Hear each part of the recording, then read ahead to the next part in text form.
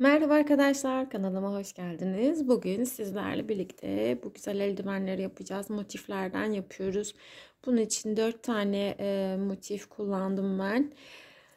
Ve şu kısımlarını ise lastik çalışmasını uyguladık arkadaşlar. Kullandığım ip, koton ip.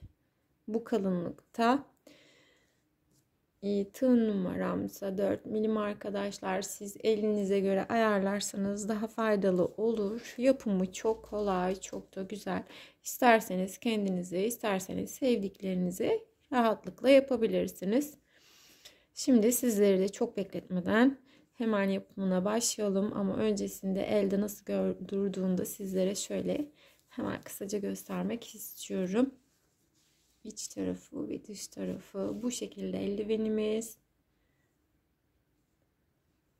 Evet, hemen videonun yapılışına, yani eldivenlerimizin yapılışına hemen başlayalım arkadaşlar.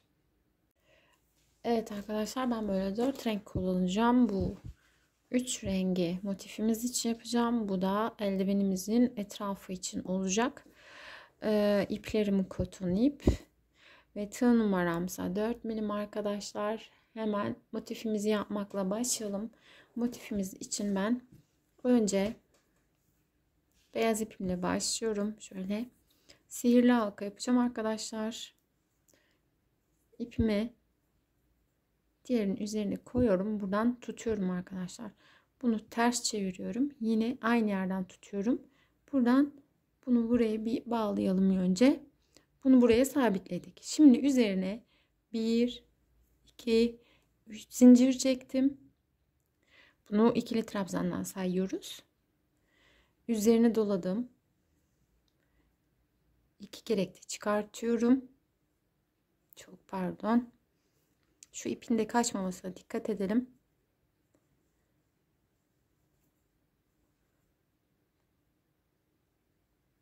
Bir. Şurada takıldı. Buraya 3 tane 3 ikili trabzan yaptık. Şurada başladığımız 3 zincirli yerimizi de trabzandan, ikili trabzandan sayıyoruz arkadaşlar. Şimdi üzerine bir zincir çekiyorum. Tığımın üzerine doladım. Hemen yan tarafa geçip buraya 3 tane daha ikili trabzan yapıyorum. Sonrasında yine araya bir zincir. Bu gözlerden 4 tane yapacağız. Yani bu 1, 2, 3 ve 4 tane olacak. Şu an 2 tanesini yaptım. Ben şimdi 4 taneyi tamamlayayım. Her seferinde araya bir zincir çekeceğiz. Ve burada şu yaptığımız 3. Zincirin tepesine batacağım arkadaşlar. Bunu burada bağlayacağım. Ben sıramın sonuna kadar geldim. Diğer 2 yuvamı da yaptım. Ve şimdi üzerine bir tane zincir çekiyorum ve artık ipimi kesebilirim. Çünkü bir başka renge geçeceğiz. Hemen şurasını göstereyim. Bu sihirli halkamızın olduğu yer. Bunu sıkabildiğimiz kadar sıkalım arkadaşlar. Çünkü bunu hemen düğümleyeceğiz. Bunu kapatacağız arkadaşlar. Burada tam 4 tane yuvamız oldu. Şöyle gösterdiğimiz zaman da zaten hepsi belirgin. Şimdi ben bunu iyice bir sıkılayım. Bunun arkasını hemen bağlayalım. Ki daha temiz çalışmış olalım arkadaşlar. Bunu şöyle bir yerden alıyorum ve daha küçük bir, daha ince uçlu bir tığ kullanıyorum. Alması daha kolay. Şöyle içerisinden geçirip bunu buraya bağlamış oldum arkadaşlar. Şimdi artık bu ipimi aralarda gezdirebilirim. Şöyle rastgele gezdirerek ben bu ipimi saklayacağım. Geri kalan kısmını da şöyle kesiyorum. Evet, böylelikle daha temiz çalışmış olacağız arkadaşlar. Şimdi beyaz ipimizle işimiz bitti. Şimdi geçeceğimiz pembe ip. Pembe iple devam edeceğiz arkadaşlar. Onun için hemen şöyle başlayalım. Şimdi köşelerini oluşturacağız. Küçük tığımı bıraktım. Tığınızı da elinize göre ayarlarsanız çok daha iyi olur arkadaşlar. Şimdi Ben böyle bir kere üzerine doluyorum. Bunu da buradan tutuyorum kaçmaması için. İlk istediğiniz yerden başlayabilirsiniz. Buradan tuttum. Buradan da tutuyorum ki ipim kaçmasın. Bunu bir, iki kere de çıkardım. Şimdi köşe kısımlarını yapacağız arkadaşlar. Tekrar doladım.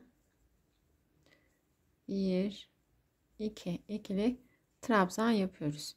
Bir daha doladım arkadaşlar. Buraya 3 tane yaptım. Burası bizim köşe kısmımız olacak ve ben burada bir zincir çekip buraya bağlayacağım bunu. Şimdi bir zincir çekiyorum. Hemen yan taraftaki boşluğumuzun içerisine buraya 1, 2 ve 3. 3 tane ikili trabzan yaptım. Arasına bir zincir, yine aynı boşluğun içerisine batıyorum. Buraya tekrar 3 tane ikili trabzan yapıyorum arkadaşlar. Bu arada siz istediğiniz ipi kullanabilirsiniz ve tığınızı da elinize göre, yani ipinize göre ayarlarsanız çok daha faydalı olur. Şimdi tekrar araya bir zincir çekiyorum. Hep araya bir zincir çekeceğiz arkadaşlar. Şöyle bakıyorum. Bir sonraki boşluğumuzun içerisine girerek buraya yine aynı az önce yaptığımız gibi köşe kısımlarını oluşturacağız. 3 tane ikili trabzan, araya bir zincir, yine aynı boşluğun içerisine batıp buraya yine 3 tane ikili trabzanı oluşturdum arkadaşlar. Ben şu kısmını da yapayım. Sonrasında burada nasıl birleştirdiğimi de göstereceğim arkadaşlar. Bakın şöyle göstereyim size. Son başladığımız yere geldik. Ben aynı boşluğun içerisine 3 tane ikili trabzan yaptım. Şimdi araya bir zincir çekiyorum ve bunu ilk başladığımız trabzanımızın tepesinden kaydırma yaparak geçirip üzerine bir de zincir yapıyorum. Artık bunu burada kesebiliriz. Böylelikle köşelerimiz daha köşe olmuş oluyor. İkinci sıramızı da bitirdik. Şimdi son sıramız arkadaşlar. Son sıramız için ben böyle bir renk kullanıyorum. Rengim yine aynı şekilde, yani değişen hiçbir şey olmayacak ama bilmeyenler de olabiliyor tabi. O yüzden biraz daha fazla detaylı anlatmaya çalışıyorum. Yine aynı şekilde buraya bir tane zincir yapıyorum. Üzerine doluyorum. Burada yine bu köşeye 3 tane yapacağız arkadaşlar. Bu ipimi bırakmıyorum buradan. Şimdi bunu 2 kere de çıkartıyorum. 1, 2. Yerine siz zincir de çekebilirsiniz. Hiç sorun olmaz. Ama böyle yaparsak daha estetik, daha güzel durduğuna inanıyorum. Çünkü tam köşe kısmımızda köşede bitirmiş oluyoruz. Yine araya bir zincir. Buraları bizim boşluğumuz artık. Boşluklarımızı her zaman 3 tane ikili trabzandan yapacağız. Köşelerimiz yine aynı olacak. Ve her seferinde araya bir zincir çekiyoruz. Yine köşemize geldik. Şu ipi de saklayacağım. Burada yine aynı 1, 2, 3 zincir, pardon 3 tane ikili trabzan, araya bir zincir, yine aynı boşluğun içerisine çalışıyoruz. Yine aynı şekilde bu sırayı da böyle yaparak bitireceğiz arkadaşlar. Şöyle son göstereyim. Şu boşluklarımıza da, şuradaki boşluklarımıza da sadece 3 tane ikili trabzan yapıyoruz. 1, 2 ve 3.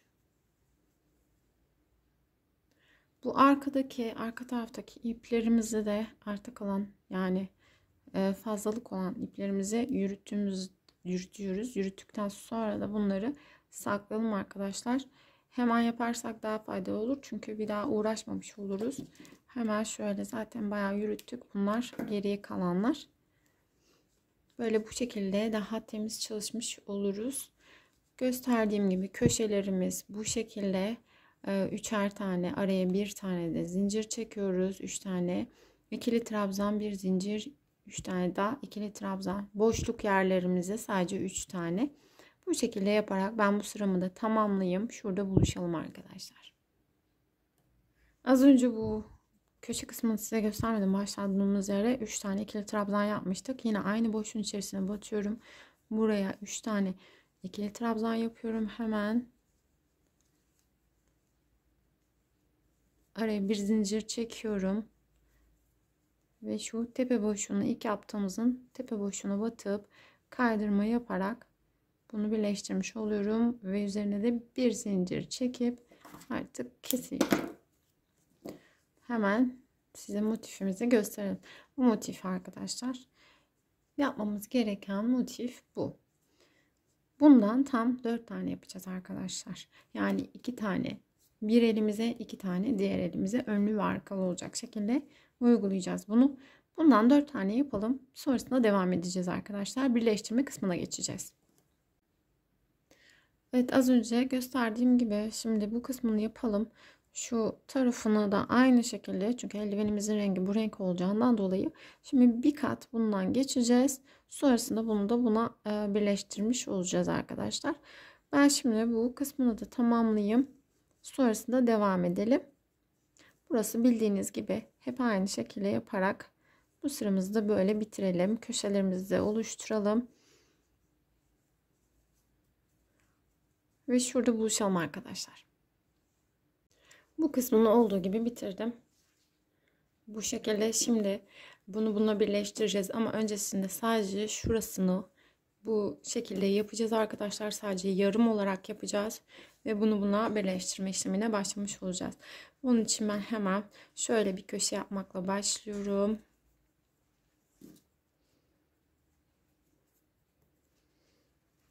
Hemen bir tane zincir yaptım. Herhangi bir köşeden. İsterseniz bunu sabitleyip üzerine zincir çekebilirsiniz ya da direkt üzerine dolayıp bir tane şöyle tutarak ikili trabzan da yapabilirsiniz. Yanına 2 tane daha ikili trabzan yapıyorum. İlk yaptığımız 3 tane olmuş oldu ikili trabzanımız. Şimdi arkadaşlar bu sırasını şuraya kadar bu şekilde öreceğim ben. Evet, burada yarısını yaptık köşemizin. Buraya kadar geldim. Burada da yarıyı yaptık arkadaşlar. Şimdi yapmamız gereken bu iki motifi. Bunlar düz tarafları böyle gelecek şekilde yapıyorum. Şimdi bunu yarıya yaptık. Bunun iç tarafından, şu motifimizin iç tarafından batacağım arkadaşlar. Şöyle batıyorum. Bunun ilmeğini buradan alıyorum arkadaşlar. Şöyle bir de sıkılayıp üzerine bir tane zincir çekiyorum. Sonrasında yine ipimi dolayıp aynı boşluğun içerisine 3 tane ikili trabzan yapıyorum.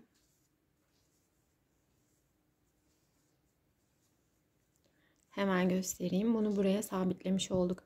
Şimdi şuradaki yan taraftaki boşluğumuzun içerisine yine batıyorum. Buradan ilmeğimi alıp arkadaşlar yine içerisinden geçirip bir zincir çekiyorum. Üzerine doluyorum. Yan taraftaki boşluğumuzun içerisine batıyorum. Bunu bu şekilde yaparak bunları birleştirmiş oluyoruz. Yine aynı şekilde şurasını da göstereyim. Bunu motifimizin burasına alıp ilmeğimizi buradan geçirip üzerine bir zincir çekip hemen yan taraftakinin boşluğuna batıp buraya 3 tane dolduruyoruz. Şöyle göstereyim sizlere. Bu şekilde birleştirmiş oluyoruz arkadaşlar. Yine aynı şekilde karşı tarafına gelen boşluktan ilmeğimi alıyorum arkadaşlar. Köşeye kadar böyle yapacağım. Bir zincir çektim. Yine aynı şekilde burasını da size göstereyim. Buraya 3 tane ikili trabzanımı yapıyorum hemen. Karşıya bu sefer direkt köşe kısmımıza denk geliyor. Köşemize batıyorum arkadaşlar. Yine aynı şekilde ipimi buradan geçiriyorum. Bir zincir çekiyorum. Yine aynı boşluğun içerisinde, çünkü burası köşemiz. Köşemiz olduğu için köşemizi de bu şekilde dolduruyorum. Hemen size şöyle gösterebilirim. Bu şekilde birleştirmiş olduk arkadaşlar. Şimdi şu kısmını buraya kadar normal bir şekilde yapacağım. Sonrasında bu iki motifin şu kısmını birleştireceğiz arkadaşlar. Ben şimdi buraya kadar bitireyim. Bundan sonrasında devam edelim. Evet, köşeme kadar geldim. Size hemen şöyle göstereyim, daha belirgin olması için. Şimdi arkadaşlar bu kısmını, yani düz tarafları bize bakacak, bu ters tarafları, bu düz tarafları bize bakacak şekilde çalışıyoruz. Şimdi şu kısmını birleştireceğiz ve parmak kısmını ayıracağız arkadaşlar.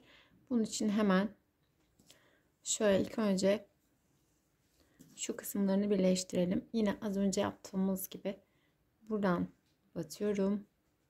İpimi buradan tutup buraya bir tane zincir çekip üzerine dolayıp köşeme tekrar 3 tane ikili trabzan yapıyorum. Bunu da buraya bağlamış olduk. Şöyle. Bunu da buraya bağlamış olduk. Hemen karşı tarafındakine iç tarafından yine alıyorum. Buraya bir tane zincir çekiyorum arkadaşlar. Şimdi parmak kısmını ayıracağım. Parmak kısmı için ben şurada hemen bakıyorum. Şu ve şu delikleri boş bırakacağım. Bunları boş bırakacağız. Yani onun için hemen şöyle buraya bunu sabitledik. Bir de zincirini çektik. Üzerine doladım. Bunları normal bir şekilde ikili trabzanlarla yapıyoruz. 2 ve 3, bir zincir, yine aynı şekilde buraya batıyorum. Buraya da yuvamı yapıyorum arkadaşlar. Şimdi burada bunu karşıya sabitleyeceğiz arkadaşlar. Bunun tam karşısına gelen taraf, yani şuraya denk geliyoruz. Buradan tekrar ipimi alıyorum. Buradan geçiriyorum arkadaşlar. Üzerine bir zincir doluyorum ve köşemiz kalıyor geriye. Köşeme hemen 3 tane ikili trabzanımı oluşturuyorum. 2 ve 3. Şimdi köşe karşı motifimizin tam köşesinden yine aynı şekilde ipimi alıyorum. İçerisinden geçirip bir zincir çekip bunu ilk başladığımız yerin tepesinden kaydırma yaparak motifimi bitirmiş oluyorum, modelime. Şöyle göstereyim size. Bu parmak kısmımız olacak. Yani elimize şöyle göstereyim, daha mantıklı. Geçirdiğimiz zaman bu şekilde olacak arkadaşlar. Şu parmak kısmına lastik çalışması uygulayacağız. Şuraya da aynı şekilde ve buraya da aynı şekilde lastik çalışmasını uygulayacağız arkadaşlar. Şimdi ben bilek kısmına geçeceğim. İpimi burada kesmiyorum. Buradan devam ettireceğim çünkü. Ben diğer eldivenimi yapmıştım. Onu size hemen göstereyim. O burada bu şekilde yaptım. Bunu da aynı şekilde yaptım arkadaşlar. Burada sadece 2 boşluk bıraktık. Buralarına da lastik çalışması uygulamıştım arkadaşlar. Şimdi lastik çalışması için hemen şu kısmına geçeceğiz. Burada kaldık. Buraya şimdi 1, 2, 3 zincir çekiyorum. Yukarı çıkmış oldum. Hemen yandaki trabzanımızın tepesine, artık trabzanlarımızın tepesine çalışacağız. Bu ilk sırayı böyle bu şekilde ikili trabzan yaparak ilerleteceğiz arkadaşlar. Eğer ki bileğiniz biraz daha kalınsa şu boş yerlerine de birer tane yapabilirsiniz. Ama normalde tam denk gelecektir.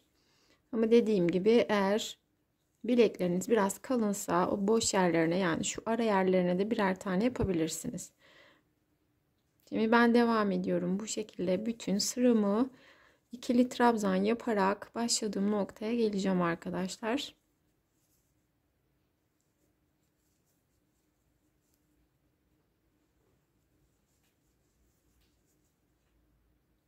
Şöyle sadece tepelerine batarak trabzanlarımızın ikili trabzan oluşturuyoruz.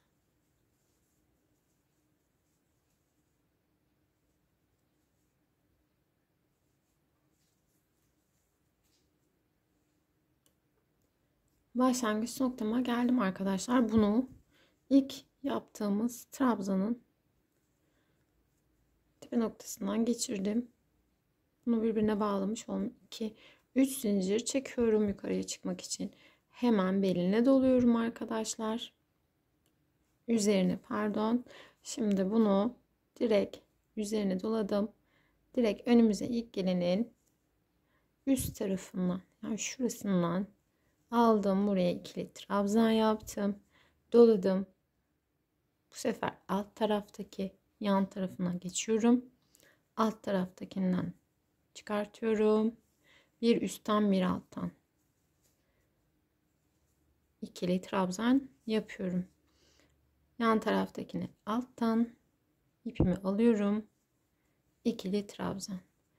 Yan taraftaki üst. Bu şekilde yaparak sıramı bitireceğim ve bir üste çıkacağım arkadaşlar. Size hemen şöyle göstereyim. Modelimiz ortaya çıkmaya başladı.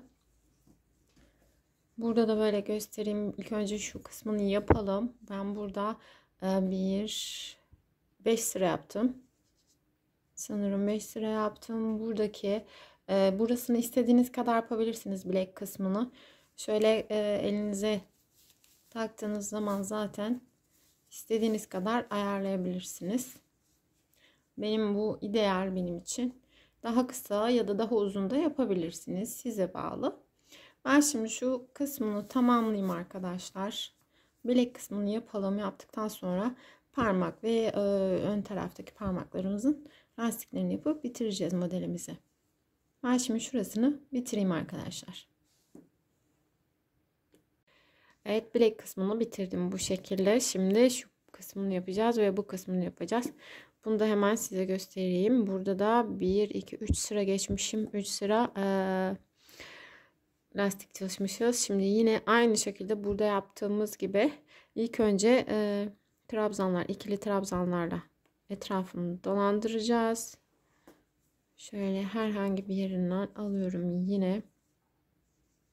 Şuradan başlayalım. Buraya ikili trabzanımı yaptım. Her trabzanın kafa boşluğuna, üst boşluğuna ikili trabzan yaparak bu sırayı böyle bitireceğim. Üzerine de lastik çalışacağız. Bundan sonra hep aynı arkadaşlar. Hatta şöyle size göstereyim. Burayı ilk önce trabzanlarla yapacağız. Sonrasında lastik çalışacağız. Aynı bilekte yaptığımız gibi. Bir de şu parmak kısmı. Parmak kısmında da aynı işlem arkadaşlar. Böyle ben burada aralara birer tane yaptım. Yani mesela şimdi burada 3 tane ikili trabzanımız var. Bunların tepe noktalarına battım. Şu orta yerdeki boşluğa da bir tane yaptım. Şöyle göstereyim hemen size. Şurada olduğu gibi. Çünkü burası parmak kısmımız olduğu için biraz lastikte çalıştığımız için biraz daha dar olduğundan dolayı şu boşlukları da doldurmuş oldum. Şimdi arkadaşlar ben bu kısımları da bitireyim. Bitmiş haliyle size son halinde göstereceğim. Evet, iki eşi de şu an tam kullanmaya hazır arkadaşlar. Sizlere şöyle göstereyim. Gerçekten hem çok kolay hem de çok şık bir eldiven oldu. Şöyle ellerimi elde de görmenizi istiyorum. Ve iç tarafı, dış tarafı arkadaşlar yapımı çok kolay. Sadece 4 motiften eldiven yaptık. Eldivenlerimiz bu şekilde. İnşallah sizler için faydalı bir video olmuştur. Yorumlarınızı bekliyorum. Kanalıma abone değilseniz abone olursanız da çok sevinirim arkadaşlar. Başka bir videoda görüşmek üzere. Hoşça kalın.